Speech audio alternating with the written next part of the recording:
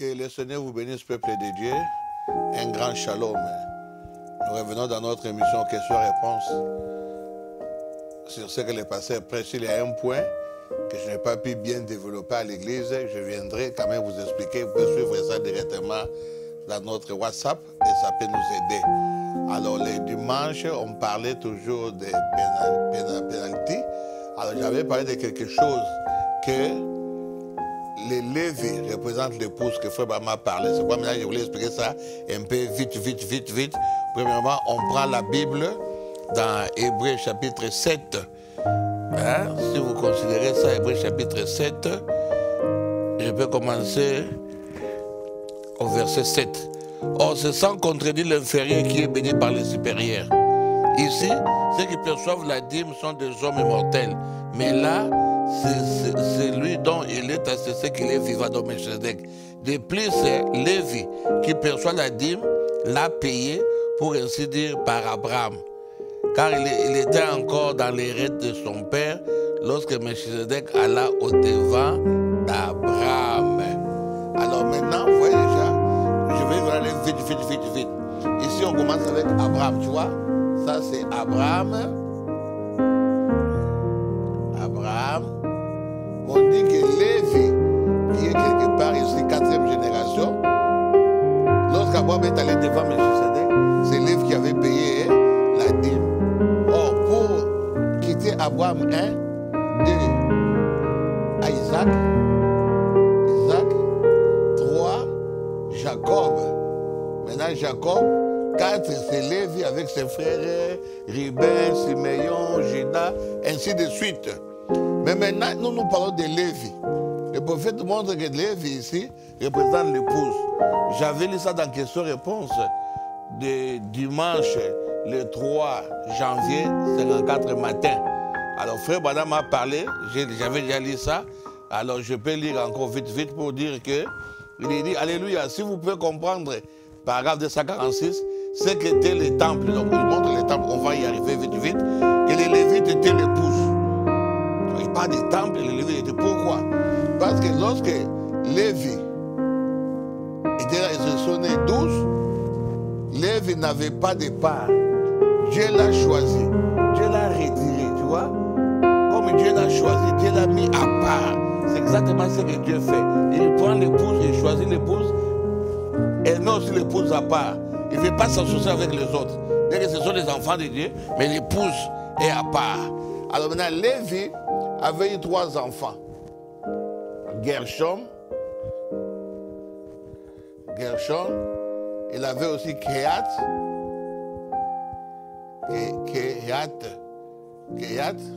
et le dernier c'était Merari. Bon, voilà les 3 enfants de Lévi. Et tous ce sont aussi des Lévites.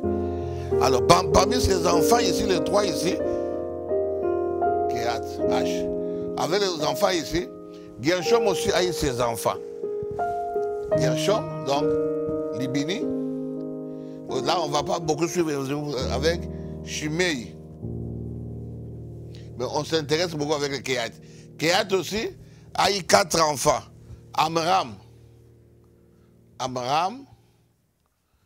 premier. Après, c'était Sira. Et il y avait aussi, Ibéra, on n'aura pas d'endroit pour les mettre. Il y avait aussi Hébron et Uziel.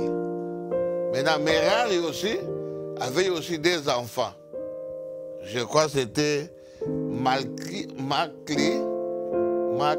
et Machi. Si c'est Machi, je ne sais pas. Machi. Alors maintenant, vous allez... Machi. Vous voyez, tous les enfants ici, si vous suivez, ça c'est la première génération, 2e, 3e, 4e c'est Lévi, 5e c'est les enfants de Lévi, 6e ce sont les cocos de Lévi. 7e génération, c'est là où Moïse va venir maintenant avec Aaron.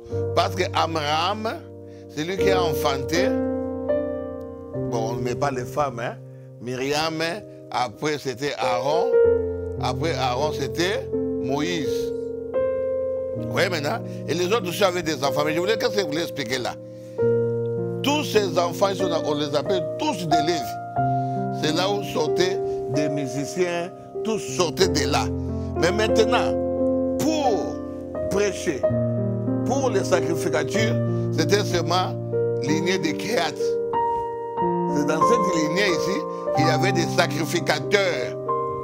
Lorsqu'on parle de sacrificateurs, c'est seulement les enfants de Kéhat, pas des enfants de Gershon. Ce sont des Lévites.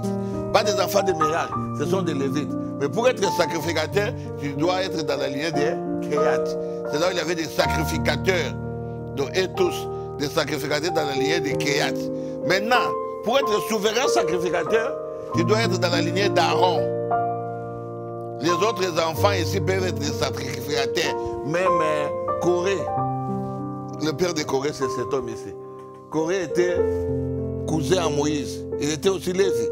Il peut être sacrificateur, pas de problème. Mais pour être souverain sacrificateur, il faut seulement lignée d'Aaron. Tu vois dire comment ça se passe? C'est exactement avec l'Église. C'est exactement avec l'Église. Les Lévi ici représentent l'épouse, donc l'Église tout entière.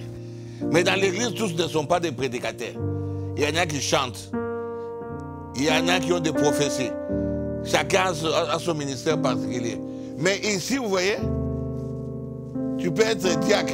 Donc tu peux être dans la famille de Gershon ou bien dans la famille de Méral. Mais si tu es ministre, tu dois être dans cette lignée ici de Kéhat ici. Ce sont des ministres. Mais pour être pasteur responsable, il faut être dans la lignée d'Aaron. Celui qui était le souverain sacrificateur. Les autres étaient des sacrificateurs. Voilà maintenant comment ça s'est présenté. Donc tous les Lévis ici, c'est là où on parle de l'église, de l'épouse, et tous dans les temples. C'est pourquoi j'avais dit, le livre de Lévitique pour des Lévis, c'est 27 chapitres. Or, tu vois ici, Lévi a payé la dîme. Il était dans les reins d'Abraham. Donc Abraham, Isaac, Jacob, Lévi. Alors c'est Lévi qui a payé la dîme. Mais pourtant c'est Abraham qui avait payé la dîme, mais pour Dieu c'est Lévi qui avait payé ça. Frère Abraham dit que c'était une prophétie, c'était une réalisation qui devait venir dans les jours à venir.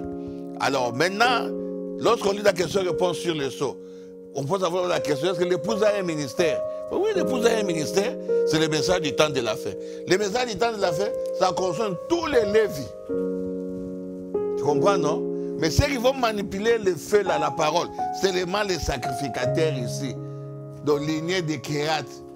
C'est eux qui faisaient le service dans les temples, dans les lieux saints et les lieux très saints.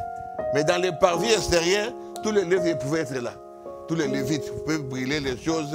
Mais pour entrer à l'intérieur, il faut seulement être dans la lignée de Kéhat. C'est eux qui entraient dans les lieux saints. Mais pour aller dans les lieux très saints, même si tu es de Kéhat, mais il faut venir à travers Amram et Aaron. Si tu n'es pas aligné d'Aaron, tu ne peux pas aller dans les lieux très saints. Tu ne peux pas être souverain sacrificateur en dehors d'Aaron. On est souverain sacrificateur selon l'ordre d'Aaron. Voilà comment Dieu avait placé des choses. Comme aujourd'hui aussi, nous avons des ministres, 5 ministères. Mais tous les 5 ministres ne peuvent pas être pasteurs responsables d'une église. Il faut qu'il y ait une seule personne qui est pasteur responsable. Alors les autres peuvent être des diacres, peuvent être des trésoriers, huissiers, office de musique, écodim, tout ça. Parce que ce sont des Lévites. Vous comprenez, non? Bon, maintenant, ici, lorsqu'on montre que le livre de Lévi a 27 chapitres, 27 chapitres, c'est quoi que j'avais dit? Le Nouveau Testament a 27 livres. Et qu'est-ce que le Nouveau Testament? Le Nouveau Testament, c'est l'épouse. Parce que Jésus est venu engendrer l'épouse à la croix.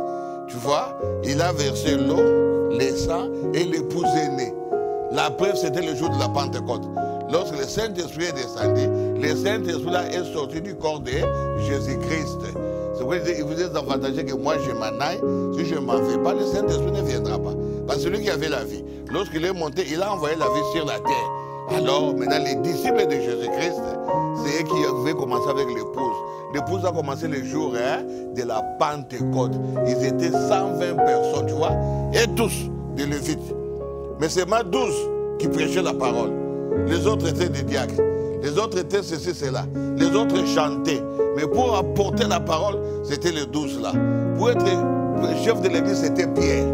Celui qui était le chef de l'église.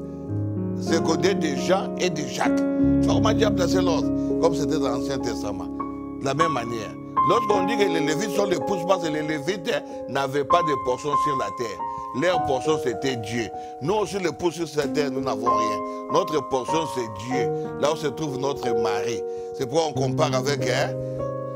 L'épouse a un ministère, oui, un grand ministère, qui consiste en apôtre, prophète, docteur, évangéliste. Vous voyez? Donc c'est ça, le message de l'heure. C'est ça le ministère de l'épouse. Comme Adam était mort, la chair d'Adam, l'os d'Adam, on a fait Ève. Jésus aussi à la croix, on a pris sa chair et ses os pour nous former. Alors frère Badam dit, la chair, c'est la parole de Dieu. Les os, c'est le Saint-Esprit. Voilà les matières pour constituer l'épouse. Si tu veux former l'épouse, premièrement, tu dois avoir la parole. Deuxièmement, l'esprit. Comme Marie était l'épouse, qu'est-ce qui s'est passé? Premièrement, c'est la parole de la promesse qui est venue sur Marie. Et le Saint-Esprit a fait quoi? A suivi Marie. Donc, il faut premièrement recevoir la parole de la vérité pour que le Saint-Esprit vienne. Vous voyez? Maintenant, or, c'est Abraham qui avait donné la dîme. Mais dans la vision de Dieu, ce n'était pas Abraham. Parce qu'Abraham n'avait pas le sacerdoce. Or, celui qui avait le sacerdoce, c'est Lévi. Ce qu'Abraham avait fait là, c'était comme on disait, pour prendre, mais le responsable viendra après moi. C'est pourquoi lorsque Jésus a versé son sang, il a versé l'eau, sa vie, c'était pour nous former l'épouse. Nous sommes des Lévites. Pourquoi encore? Parce que des Lévites, et lorsqu'ils portent l'arche, c'est ça aussi notre l'arche d'alliance. Or, dans l'arche, si vous voyez l'arche était comme ça. C'est ça l'arche. Voilà l'arche. Les deux chérubins, il y avait le sang ici, et tout était en or. Le prophète dit, l'arche, c'était l'humanité. C'était le bois qu'on a pris. Le bois d'acacia, le bois, la chair, et puis on a placé l'or dans le corps de Jésus avec la divinité. Alors on mettait le sang pour montrer que la divinité viendra sur la terre pour verser le sang. C'est pourquoi lorsque Jésus est né, on a vu les trois mages. Ils ont amené trois choses.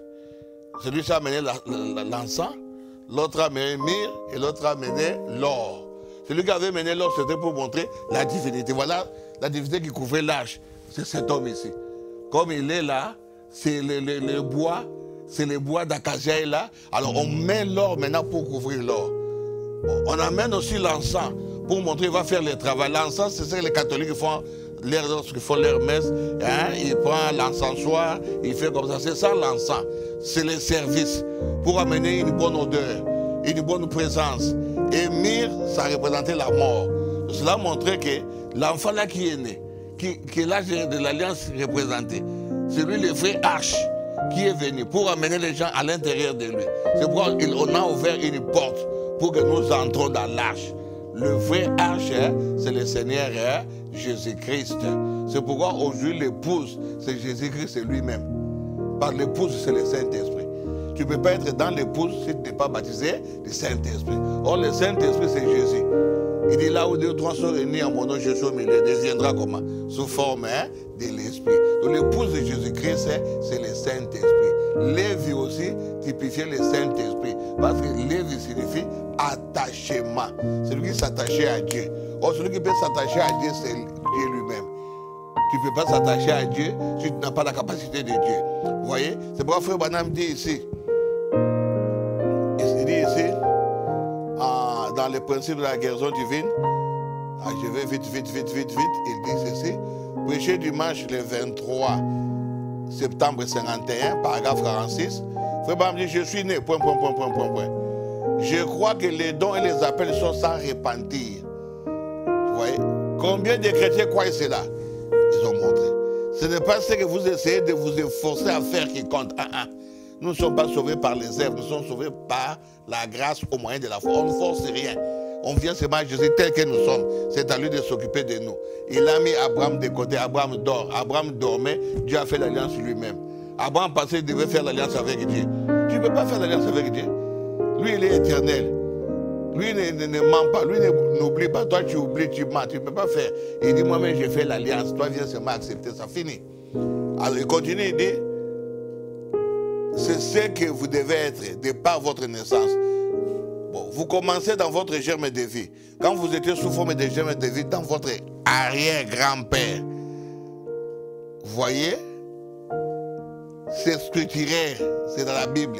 Lévi a payé la dîme pendant qu'il était dans les rêves d'Abraham, son grand-père. Voyez-vous très bien. Mais votre germe, votre vie, votre âme, cela tire son origine dans la création de Dieu au début. Jésus n'a pas-t-il dit à ses disciples, je vous ai connus avant la fondation du monde? Il nous a appelés, il nous a ordonné à être des prédicateurs de l'évangile et autres. Tu vois, à être des prédicateurs et autres. Diacres, administrateurs, tout ça. C'est la prédestination de Dieu. C'est la prédestination de Dieu. Hébreux chapitre 7, 1. Je vois l'air. Prêcher dimanche le 15 septembre 57 soir. Paragraphe 126. Quoi, Lévi? Abraham était l'arrière-grand-père de Lévi. La Bible dit ici que Lévi a payé la dîme quand il était dans les rêves d'Abraham. 4 générations avant qu'il vienne sur la terre. Il paya des dîmes à Abraham. Béni soit le nom de l'Éternel. Alors pour lire la dernière citation ici, je passe à la semaine du serpent, prêché le 28 septembre 58 soir, paragraphe 79. Vous vous en souvenez, n'est-ce pas? J'ai parlé ce matin, lorsqu'il a prêché de Melchisedec, quand il est allé devant Abraham qui revenait de la défaite des rois. La Bible dit dans Hébreux 7, là où je lis, que Lévi a payé la dîme à Melchisedec quand il était dans les rêves de son père Abraham.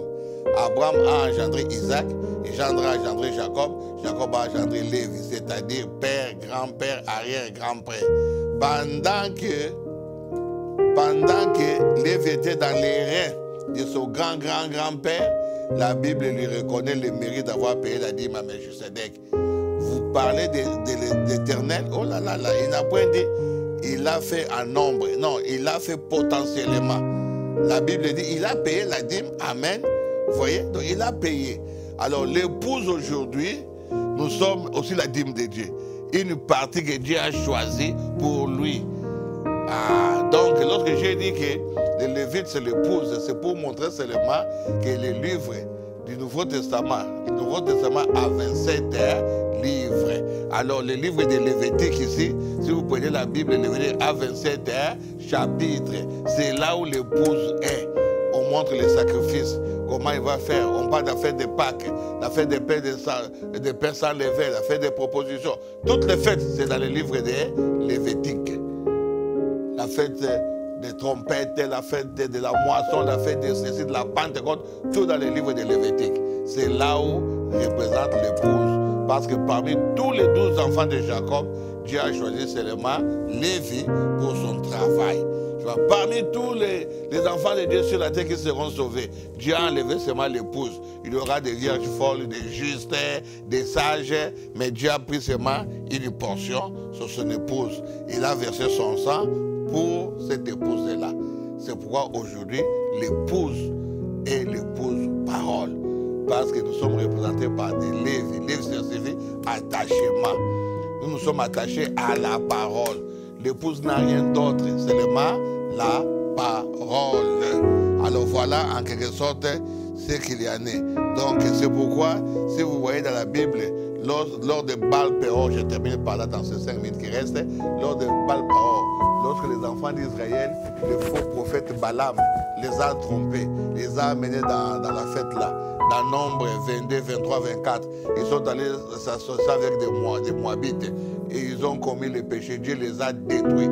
Il y avait même un qui était déjà embrouillé, un juif, il prend sa femme chez les Moabites, il l'amène jusqu'en Israël.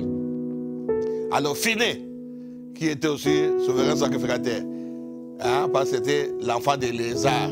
Éléazar, c'était l'enfant d'Aaron. Alors il a pris l'épée, il a tué cet homme-là et cette femme-là. Le frère m'a dit, nous aussi nous sommes des Lévites, nous sommes comme des Phinées. Nous devons nous lever les pouces avec l'épée pour détruire les péchés, détruire les dénominations, détruire tout ce qui n'est pas la parole de Dieu. Même si c'est contre nous-mêmes, nous détruisons cela. Bah, nous sommes l'épouse de la parole. Nous avons l'épée de la parole. Voilà, les Lévites, l'épouse, c'est pour garder la parole. Et la dernière chose, pour les Lévites, ils portent l'arche du côté gauche. Il ne faut pas oublier le cœur. La parole doit être dans les cœurs. L'épouse ne croit pas la parole ici dans la tête. Nous croyons la parole dans le cœur. C'est ça le signe de l'épouse. Nous sommes des épouses. Nous portons la parole dans nos cœurs. Nous aimons Dieu, nous aimons la parole. C'est pourquoi Uza, qui n'était pas lévite, lorsqu'il du temps de David, lorsqu'il a vu l'arche voulait tomber, c'était de bonnes intentions. Il a quand même gardé l'arche. Mais Dieu l'a tué. Parce qu'il n'était pas lévite. Aujourd'hui, la femme il prêche. Il est en train de tuer les gens. C'est bien l'idée. Oh, elle parle très bien français. Lorsqu'elle prêche, il y a la puissance, c'est bien. Mais Dieu n'a jamais appelé une femme. Donc, laisser l'arche tomber, ce n'est pas ton problème. Il a des appelés de Dieu. Vous voyez, c'est que Dieu a appelé pour le travail. Il ne faut pas faire comme les rois ici que Dieu aimait beaucoup, qui était entré dans les temples. Comment le nom m'échappe? Il est entré dans les temples pour faire les sacrifices. Alors les souverains sont venus dire, tu ne peux pas faire ça. Bien que Dieu t'aime. Hein? Tu es devenu grand.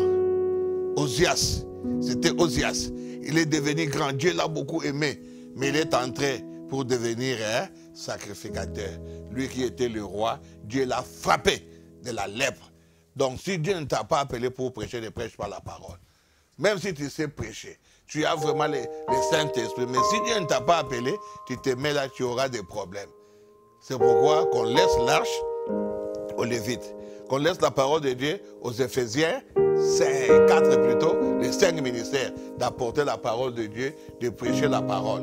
Voilà, aujourd'hui, l'épouse et les Lévites. Parce que nous sommes en train de porter l'arche. Nous sommes en train de défendre la parole. Et Dieu nous a choisis comme il avait choisi des Lévites. Dieu nous a prédestinés comme il les avait prédestinés. Et Dieu combat pour nous. Il dit, nous sommes sa portion. Nous sommes la chair de sa chair, les os de ses os. Alors les Lévites n'avaient pas de terre. Ils vivaient seulement derrière leurs frères. Aujourd'hui, l'épouse, nous n'avons rien.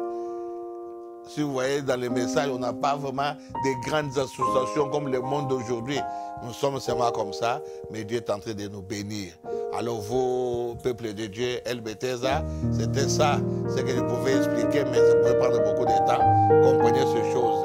Donc nous sommes en train de parler sur pénalité. Alors c'était pour montrer que Jésus a pris l'aiguillon de la mort. Il nous a sauvés. Et c'était où? À la croix. À la croix, c'est là où il nous a sauvés, il nous a rachetés, il a versé son sang pour nous. Aujourd'hui, nous sommes de plus que vainqueurs.